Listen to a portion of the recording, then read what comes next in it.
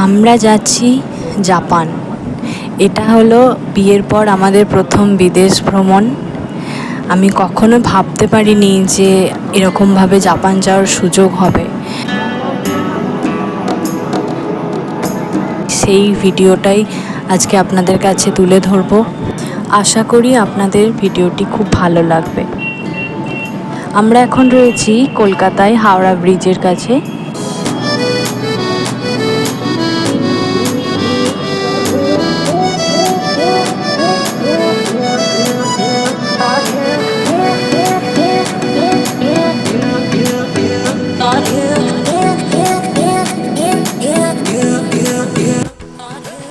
আমরা প্রথমেই চলে এসেছি জাপানিজ ফরেস্টে।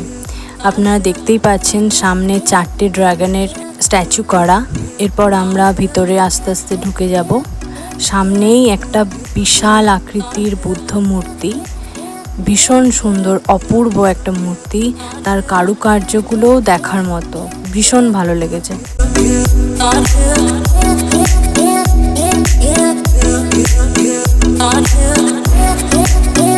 এরপর আমরা জঙ্গলের ভিতর দিকে হাঁটছি। প্রচুর বৃষ্টি হয়েছে। এখানে দেখতে পাচ্ছেন ছোট ছোট আরও বুদ্ধ মূর্তি রয়েছে। চারিদিকে গাছপালা, ভীষণ সুন্দর জঙ্গলটা। জাপানিজ ফরেস্টটা যে এত সুন্দর নিজের চোখে না দেখলে বিশ্বাসই করতাম না।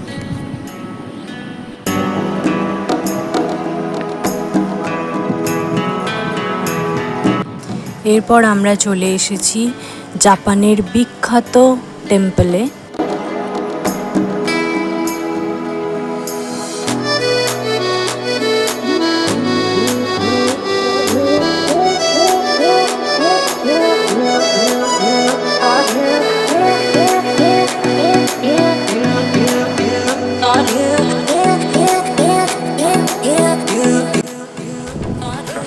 এগুলো কি বলে আমি ঠিক জানি না, কিন্তু শুনেছি এগুলো নাকি ঘোরাতে হয়, কিন্তু জানি না এগুলোর কি নাম। আপনারা যদি জেনে থাকেন প্লিজ কমেন্ট বক্সে জানাবেন।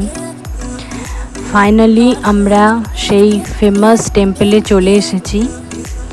এরপর নিশ্চয়ই আপনারা বুঝেই গেছেন আমরা কোথায় এসেছি। আমরা অ্যাকচুয়ালি এসেছিলাম কলকাতার ইকো পার্কে। আপনাদের প্রথমে মিথ্যা কথা বলার জন্য ক্ষমা চাইছি। এটা জাস্ট একটু আপনাদের সাথে মজা করলাম।